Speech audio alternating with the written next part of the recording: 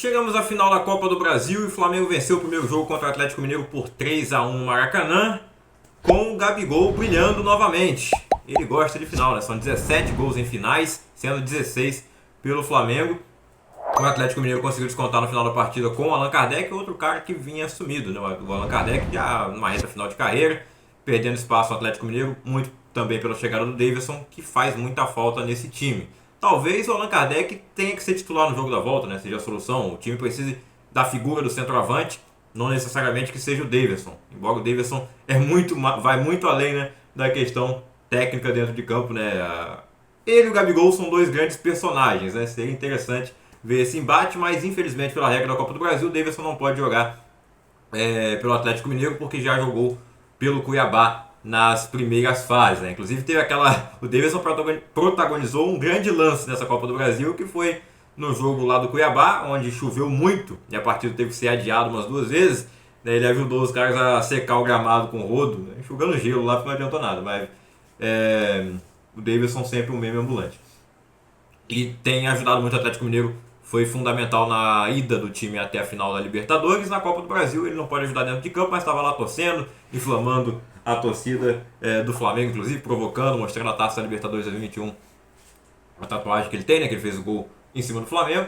Mas o Gabigol, que fez gol naquela final também, né, gosta de final, como eu disse, mesmo que não ganhe, ele está lá marcando gol. E nesse jogo o Flamengo venceu por 3-1, o Gabigol teve uma grande atuação, o Bruno Henrique foi um desfalque ali no ataque, então o Felipe Luiz mandou a campo ali um time com 3 atacantes, o Gabigol, o Gonçalo Plata e o Michael. Então foi um 4-3-3 basicamente, né? O Gerson jogando mais recuado do que ele vem jogando nessa temporada, como segundo volante, como era na época do Jorge Jesus, né? A dupla de volantes ali, o Arão, primeiro volante, o Gerson segundo.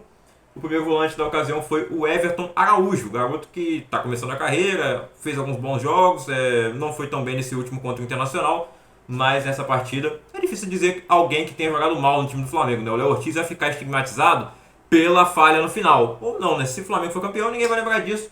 E até porque ele fez uma grande partida, mas no final acabou entregando um gol de presente para o Allan Kardec. Mas a temporada dele é muito boa, chegou até a despertar interesse da Juventus lá para substituir o Bremer, que se machucou. Ele vinha jogando com o Tite mais pelo meio campo, né, como volante, mas com o Felipe Luiz ele assumiu a titularidade. O Fabrício Bruno acabou indo para o banco de reservas. Destacar a atuação do Wesley, um jogador que viveu muito altos e baixos, né? Mas que nessa final, já no jogo contra o Corinthians, na semifinal, ele tinha feito uma grande partida, e na final é difícil dizer quem foi o melhor da partida, se foi o Gabigol ou se foi o Wesley. O Gabigol vai ficar marcado pelos 2 gols, lógico. Tem participação também no primeiro, como o Wesley teve uma participação incrível, né? Que ele arrancou pelo meio de campo com muita liberdade, mas conduziu muito bem a bola.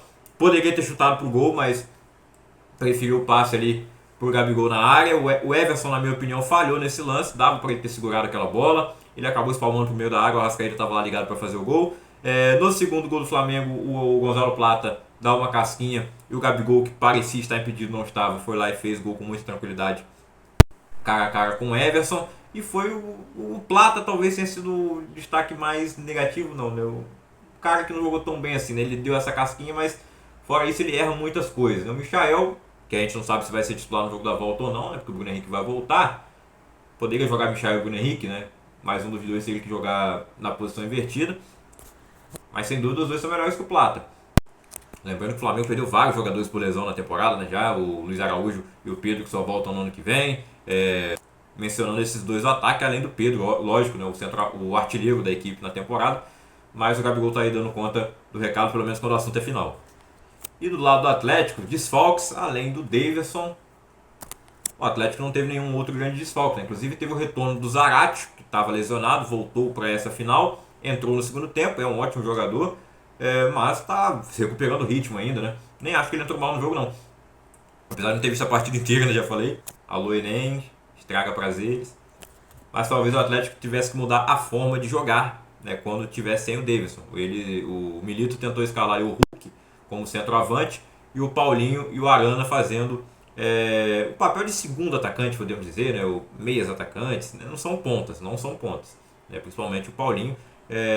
Quando o Davidson está jogando, o time tem jogado, né, com o Davidson avançado, o Paulinho e o Hulk atrás dele ali, lá aí. Os dois ele como segundos atacantes. Mas sem o Davidson, o Hulk fez o papel mais avançado, foi nulo o jogo inteiro, né, bem anulado pelo Léo Ortiz e pelo Léo Pereira.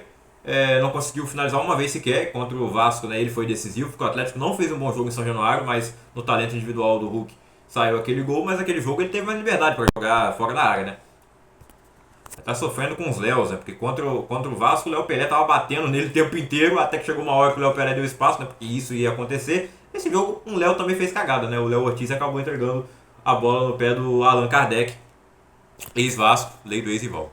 Ou ainda rival, né? Porque o Atlético Mineiro tem uma grande rivalidade também com o Flamengo. Talvez ela não seja tão recíproca assim, mas da parte do Atlético a rivalidade é muito grande. E vai ser triste demais pro Atlético, né? Perder um título dentro de casa para o Flamengo, que depois do Cruzeiro é o time que o atleticano mais odeia.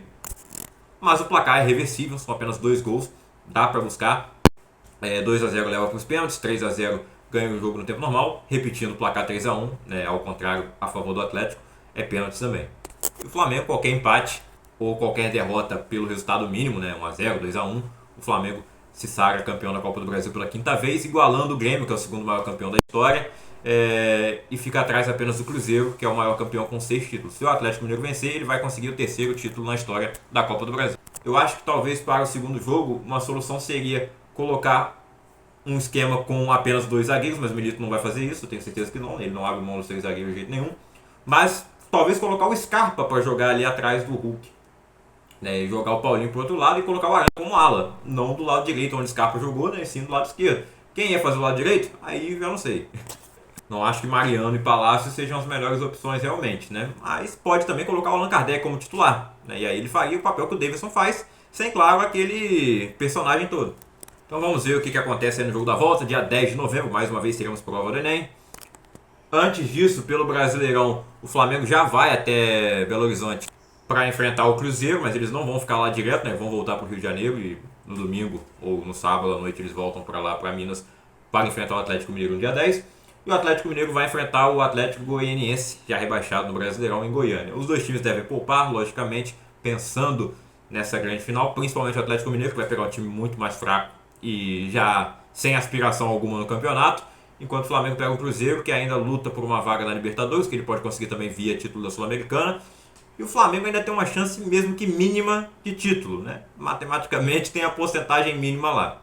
Eu acho muito difícil, mas o Flamengo deve poupar menos do que o Atlético Mineiro, até porque ele tem a vantagem também. O Felipe Luiz disse que não tem por que poupar, né? Seguindo meio que a cartilha do Jorge Jesus.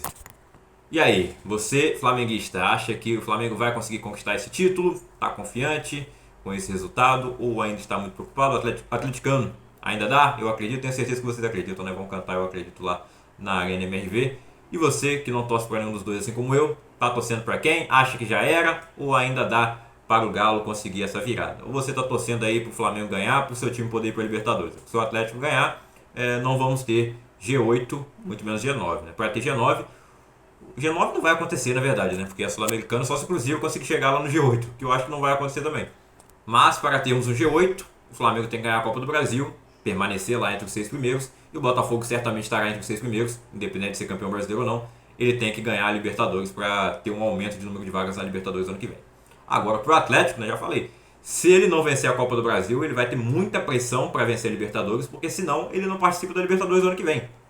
Vai ter que se contentar com a Sul-Americana.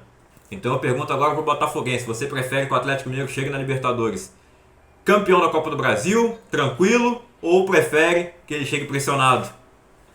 E o Botafogo pode chegar também tranquilo ou pressionado, né? Porque 4 dias antes da final da Libertadores tem o duelo contra o Palmeiras valendo o título brasileiro. Se o Botafogo ganha, ele chega leve e muito confiante para a final da Libertadores. Se ele perde, vai chegar bem pressionado. Mas cada jogo é um jogo, e a gente vai estar aqui semana que vem para comentar o jogo da volta da Copa do Brasil. Antes disso, vamos comentar a rodada do Brasileirão. E é isso aí, se inscreve no canal, deixa o like, ativa o sininho e até o próximo vídeo. Valeu! Valeu, Jordan!